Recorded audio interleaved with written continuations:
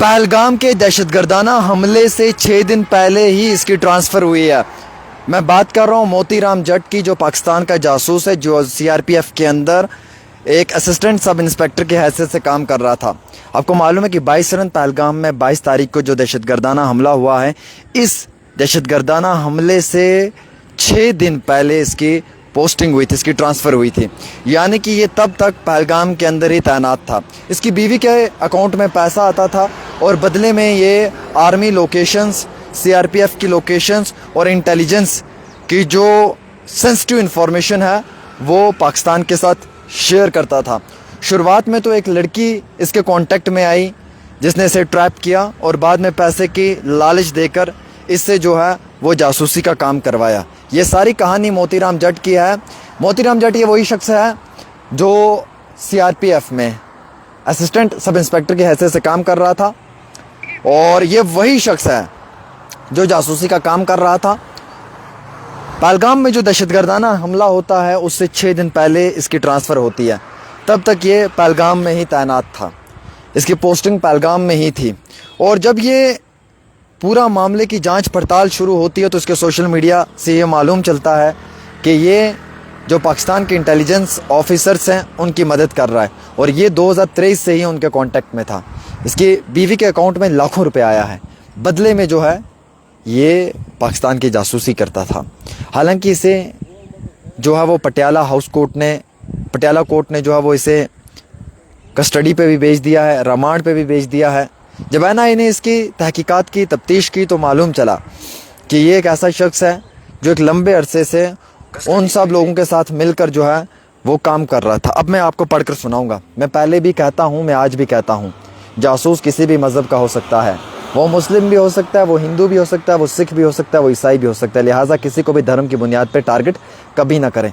ये कभी ना कहें कि फ़लाँ इंसान फ़लाँ धर्म से है तो ये गलत है। आज आप देखिए कितने लोगों की गिरफ्तारियां हो रही हैं और वो अलग अलग धर्मों से निकल रहे हैं। इसलिए कभी भी किसी भी पार्टिकुलर धर्म को लेकर किसी भी इंसान को नेशनलिस्ट या एंटी नेशनलिस्ट डिक्लेयर नहीं करना चाहिए। हम जब कभी कहते हैं ना कि फ़लाँ इंसान नेशनलिस्ट है, एंटी नेशनलिस्ट है, वो गलत बात है।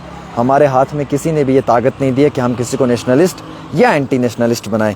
अलबत्ता जो देशद्रोही है, जो हमारे देश का वफादार नहीं है, जिसने हमारे वतन से कभी मोहब्बत नहीं की है, हम लोगों का फ़र्ज़ बनता है कि ऐसे इंसान के ख़िलाफ़ आवाज़ उठाएं और उसे जो है वो जेल में धकेलें, क्योंकि हमारे देश को गद्दारों की ज़रूरत नहीं है।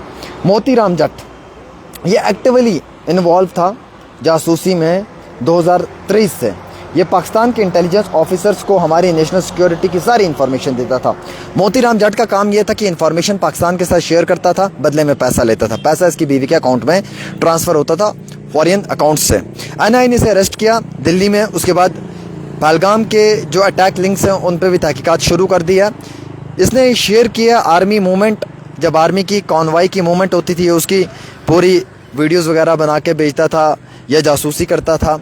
मिलिट्री लोकेशंस की जासूसी करता था, फ़लाँ कैंप वहाँ पे, फ़लाँ कैंप वहाँ पे, फ़लाँ सा ऑफिसर वहाँ पे, ये सब चीज़ें ये करता था। और ये हाई सिक्योरिटी एरिया के अंदर जो है वो जासूसी करने की कोशिश करता था। जो ये मुलजिम है जिसने ये जुर्म किया है, ये असिस्टेंट सब इंस्पेक्टर है, मोतीराम जट है। 111वीं बटालियन सीआरपीएफ पहलगाम में भी ये तैनात था। पहलगाम में अटैक होने से 6 दिन पहले इसकी ट्रांसफ़र की गई है। ये भी आप याद रखें जहन में, 6 दिन पहले। एनआईए ने इस मामले में तहकीकात शुरू कर दी है और ऑपरेशनल डिटेल्स जो हैं, जितनी भी इंफॉर्मेशन जो इसने शेयर की उसके हवाले से प्रॉपर इससे जानकारी ली जा रही है। कुछ तो इसने अपने फ़ोन में से डिलीट किया है, कई सारी चीज़ों को इसने अपने फ़ोन में से मिटाने की कोशिश किया। लेकिन आज टेक्नोलॉजी बड़ी एडवांस है कि कोई भी चीज़ ऐसी जो करेगा वो पकड़ी जाएगी। हालांकि इस असिस्टेंट सब इंस्पेक्टर को जो है वो उसकी सर्विसेज से डिसमिस कर दिया है। सेंट्रल फोर्स पोस्ट ने जो है वो इसको इसकी सर्विसेज से बददखल कर दिया है as per the CRPF protocols and norms. और करंटली इसे एनआईए के जो ऑफिशियल्स हैं वो इससे सवाल जवाब कर रहे हैं, इस जासूसी के मामले में पूरी तहकीकात कर रहे हैं। हालांकि मैं आपको ये जानकारी भी देना चाहूँगा कि जो स्पेशल कोर्ट है उसने इसे रिमांड पे भेज दिया है टिल 6 जून तक इसकी कस्टडी है। अभी ज्योति मल्होत्रा हरियाणा की जो है वो पकड़ी गई, अभी सवदेव सिंह गोयल 2 पकड़े गए और ये तीसरा जो है मोतीराम जट, 3 जासूस पकड़े गए, एक यूट्यूबर, एक हेल्थ केयर टेकर और एक सीआरपीएफ का पर्सनल। बड़े अफसोस की बात है, बड़े दुख की बात है हमें कि हमारे देश में रहकर हमारे देश का खाते हैं और फिर जो है वो पड़ोसी मुल्क की मदद करते हैं। इसीलिए मैं हमेशा कहता हूँ कि आतंकवाद का कोई धर्म नहीं है। इसीलिए मैं हमेशा कहता हूँ कि आतंकवादी जो है ना वो किसी भी धर्म से हो सकता है। आतंकवादी जो है ना वो किसी भी मज़हब से हो सकता है। वो ज़रूरी नहीं कि वो हिंदू हो या मुस्लिम हो, सिख हो या ईसाई हो, वो किसी भी धर्म से हो सकता है। और वैसे मैं तो ये मानता हूँ कि आतंकवादियों का कोई धर्म ही नहीं होता, क्योंकि वो इंसानियत के दुश्मन है। जो इंसानियत का दुश्मन है ना वो शैतान है, वो दरिंदा सिफत इंसान है। हम उसे इंसान नहीं मानते हैं। दो चीज़ें क्लियर।